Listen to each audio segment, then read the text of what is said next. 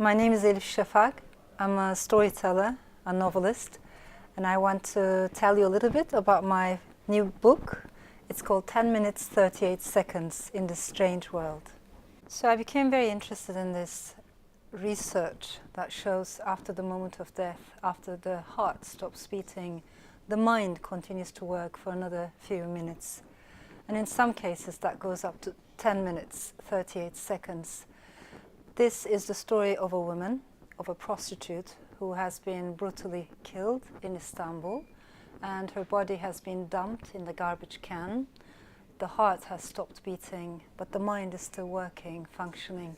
And as she remembers her past, we travel to her story and the story of a country and perhaps the story of the Middle East told through the eyes of outcasts.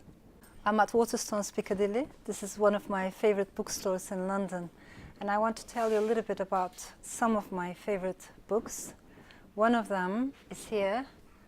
It's by Virginia Woolf, and it's Orlando.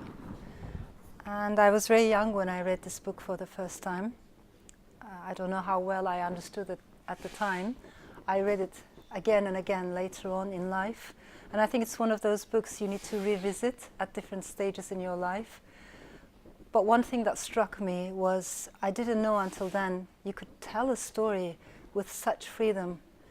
You know, it showed me that the art of storytelling could transcend all kinds of boundaries, national, but also cultural boundaries, but also boundaries of time, geography, gender. So I think I associate this book with freedom. So the second book that I would like to talk about is called Amateur. And I had the privilege of judging and chairing the Welcome Book Prize 2019 this year. This book was on our shortlist.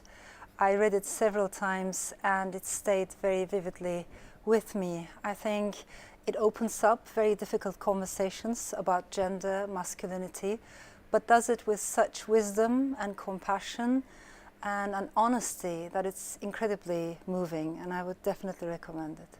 So we talked about fiction, then a memoir, and this third book that I will be talking about is non-fiction, How Democracy Ends. And I find it very important, as you might have seen in 2017, the Freedom House published their recent research that showed 35 countries around the world had made some progress in terms of democratizing themselves. And then the next line in the report said 71 countries, twice as many, had been going backwards with a bewildering speed. And there's no doubt that my country, my motherland, Turkey, is one of them. But Turkey is not alone. Country after country, we have seen how societies can go backwards and slide into nationalism, religious fundamentalism, populism, or some kind of tribalism, and how democracy is much more fragile than we initially assumed.